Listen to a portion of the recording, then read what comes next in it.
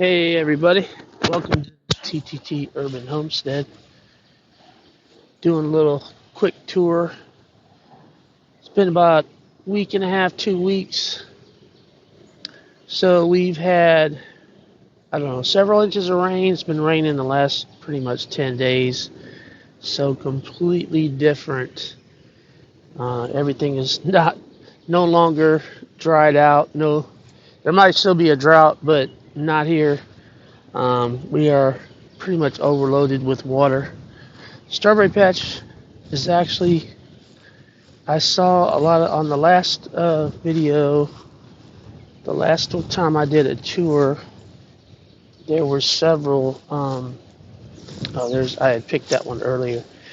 There were several flowers, and now I'm seeing actually strawberries.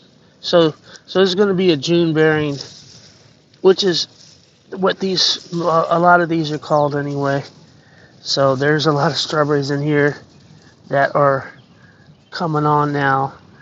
Usually we get them in April. We got a few in April, but then it cooled off. So that caused them to, I think it actually got down to the low 40s, maybe high 30s at the beginning of May. I'm going to check that. But it got really, so it kind of slowed down the strawberries.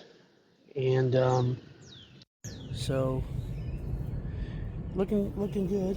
All right, let's look at the squash bed. Oh wow! So these squash plants were planted literally maybe 2 weeks ago. I started them on the 25th, actually from seed on the 25th of April. And this is summer squash, crook neck and straight neck. And a lot of times I can't even get a harvest out of squash, so I'm really gonna focus on fighting the borer bug, and that's the one that really, you have these little squash bugs that come and eat the leaf, but as you can see, they don't do a whole lot of damage, but I don't want them eating the whole leaf, so I'm using biological sprays. These are not pesticides. They're basically organic friendly. They don't kill beneficial bugs, so to me that is more along the lines of what I want to do, because I don't want to put anything out that's going to kill beneficial bugs. So first time in a long time I actually have peppers in May. Usually takes me till almost July. So these are jalapeno peppers. And then back here we have regular green peppers, sweet peppers. I did add a basil down here. I'm hoping it gets just enough sun to kind of poke up. I've got dill and my marigolds, of course. I might need to trim some of these back. Here's the 4 o'clock high. So they must have been open last night.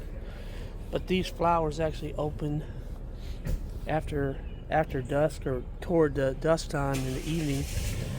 After 4 o'clock, basically. Alright, here's garlic. The first 3 bags I have are garlic.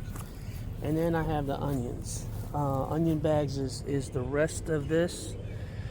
So anytime I've done onions, I actually plant them. I don't plant them in the winter or fall. I pretty much plant them in the spring, and a lot of times I do them from seed. These are bulbs. This top area, they were actually little bulbs, and they're really starting to thicken up. But I'm gonna let these go until the bulbs form, and you can actually see down in here. Let me see if I can get it focused. So there's right there. There's one that's kind of forming the bulb. So that's what you want to do, is let the bulb form. You can pick them anytime you want, and I've seen people picking them now saying that they're ready, but they don't have any bulbs. So the whole point is to let the onion go until it forms the bulb. If it's not if the plant's not dying, then I would think it's not. If it's growing like this, and each one of these, the stems of an onion represent the inside the onion, it represents one of the layers. So try not to mess with these. I know people go around picking them off, but that actually what helps form. It helps form the layers of the onion. Anyway, I'm going to try to make this quick. Here is my wild area. I did not plant this at all. It's all volunteer. Got zinnia, and I'm seeing 1, 2, 3, maybe 2 or 3 colors, and then some orange or reddish up there. All right, and then we have the green beans. This is the bottom portion of the food plot, and we actually have green beans, and I probably need to pick. I might pick either today or wait until tomorrow. So I've got green beans, and I've got like 4 rows of green beans, and they're all, each of these plants pretty much has some beans on it. I really like these are the type of vegetables I like to grow. It's like a continuous harvest, basically, is my whole motto. Some things I might do are not, maybe like the sugar baby one, but if I can keep those vines going, then I consider that continuous harvest. My sunflowers, these were volunteer. This one, those 2, and that one are all volunteers, and I can tell they're different types. I think that is a lemon, and then that looks like a regular one, and then I have some more down the line. But in the afternoon, this provides a little shade to the green beans. The dill here is really doing what I want it to, so it's actually forming it's going to seed, and that's what I want these dill to do, because this basically the head of the seed area, or when it forms the seed area, it attracts some really good beneficial insects like lacewing and things like that. All right, here is the eggplant area. We have several blooms, and I haven't inspected really close, but we do have lots of blooms. So blooms will hopefully turn into eggplant. We have had lots and lots of rain in the last 10 days, so I'm hoping we get a little bit of dry out. I think Steve was supposed to rain today, but I just need everything to kind of dry out too. It's good to have rain, but it also the plants need to dry out, because too much rain is going to cause like soil-borne diseases that splash up on the leaves. But everything seems to be doing pretty good, and I am using biological stuff to help prevent that. Even peroxide, solution of peroxide spray on the leaves can help fight against those, as long as you get to it in time. So the okra is doing really good. Now it's starting to pop up. It's had lots of rain and plenty of, and it not had the sunshine in the last 10 days, but when you get the rain and then get some really good sunshine, these plants are really gonna start popping up, and they'll be producing before you know it. All right, so I gotta mow the grass. I think I'm gonna catch these clippings and incorporate them into my compost in the back with the wood chips that I got. Looks like my bachelor button might have got broke off, but I'm gonna grab some of those seeds when this thing dries out. And my plan is to actually have like a whole row of bachelor buttons. Maybe every 6 feet I'm gonna have a little bachelor button spot on both sides. I think that would be pretty neat. Here's one that's looking pretty good. It's okay. Alright, gonna head to the back. Alright, let's start off on the cucumber area. This nasturtium's just taking off. Got little cucumber plants popping out, and I'm gonna try to get them trained onto this net. If they're not, I got something growing here. I don't know what it is. It could be, I don't know what this is. I know it's not a squash, but I'm gonna find out. I might have taken it out though. It's blocking the sun from my other plants that I actually want to grow. Still got some Paris Goss. That'll make a nice meal. And this dill is forming its flower head, seed head. That's kind of what you want. You can pick the dill and use it, you know, or even pick a lot and freeze it if you want and use it when you need it. The other way is using the seeds themselves. So when you get the flower seeds, just collect those, and I'll go through that and when the time comes. That's kind of a easy process. I just take a paper bag and put the head in it and shake it, and then anything that falls off I would consider, you know, ready. All right, so over here we have our herb area that I'm working on, and we've got lemon balm. This is the big mother lemon balm. I've had this probably 5 years. Been transplanted and broke up a bunch of times, and then let me see what this one is. I think, oh, this is peppermint. I have to make sure. So I planted peppermint separately. It's got maybe 3 bags. I've got more. These are cuttings from the mother plant. I've got 3 more bags of lemon balm. And then I do temporarily, I had to put some pepper plants up here. That's not an herb, but I'm gonna get these moved or I might need to create another raised bag set up so that I can move the pepper plants. But this area is going to end up being all herbs, and I'm working on some seedlings now, some baby stuff that I'm going to be putting here, and this will be the herb area. Got the chives up here. I've got some more Paris Goss over here, lettuces. They're doing okay with basically it had cooled down. So here's another squash plant. I got the ones in the ground, and then I have the ones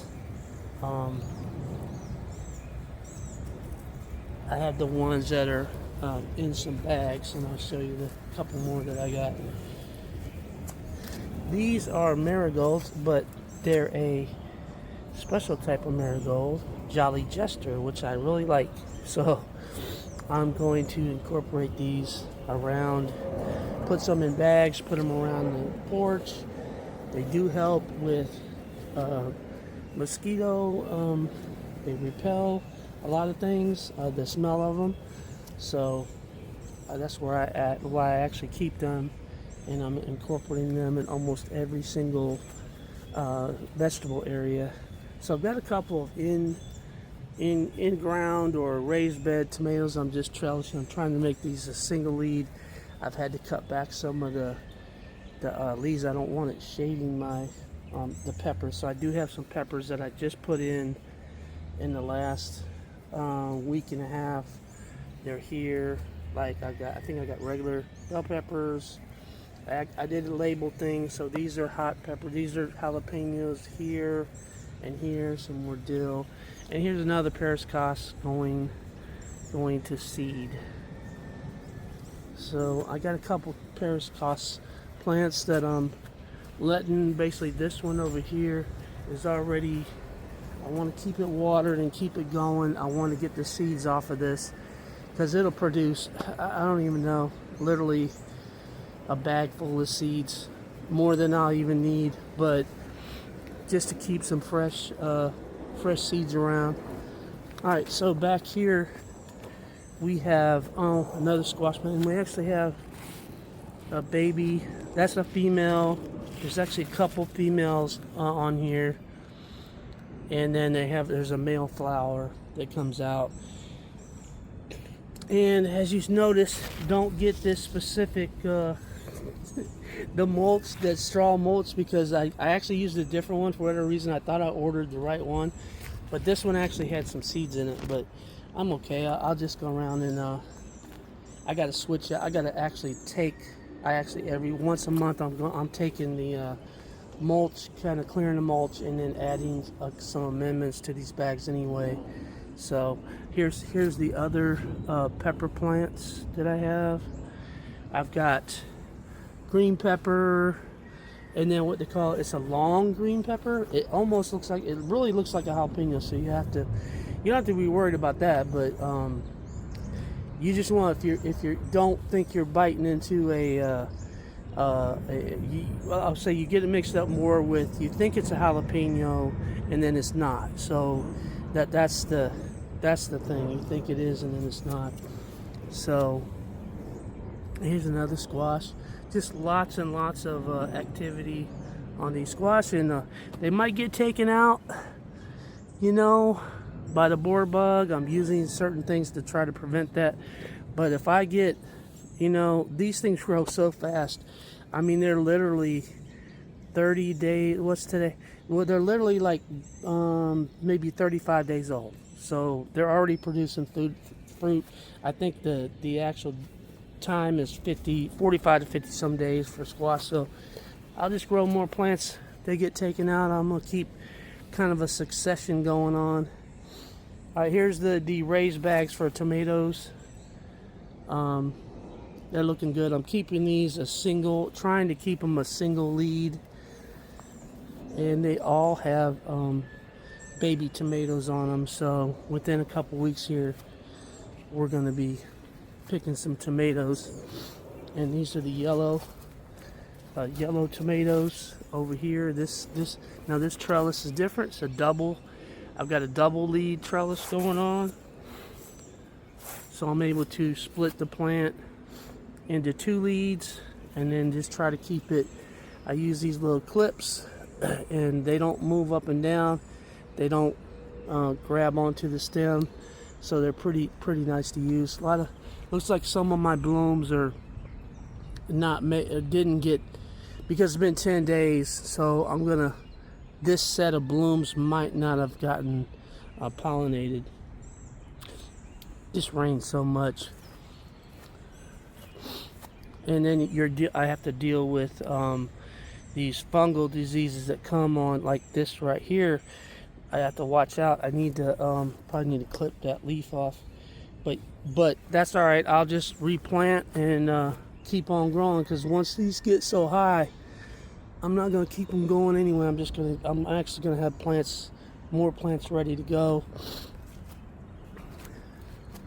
All right, these are heirloom tomato. That's why they have kind of a, I don't know, like a pumpkin look, the way they're shaped. These are early tomatoes, so I'm hoping, like I said, within a couple weeks. There's a volunteer sunflower that came from up there where I have the birdseed, so that definitely is a volunteer. I didn't plant it. And then I do have some morning glory. I used to have this whole trunk filled with morning glory, but I'm trying to keep that down a little, because morning glory does attract a lot of things I don't want, the bugs. So here is the Roma area back here. These are 10-gallon bags, and we do have Roma tomatoes. Need to get a lot of sunshine, maybe over the next couple of days. I think over the next 3 days or so, we're supposed to get some sunshine. So the blackberries are pretty much done over there. I am getting ready to work on this here in the next week or so. The pool, I like to have it, but I don't really work on it until pretty much June.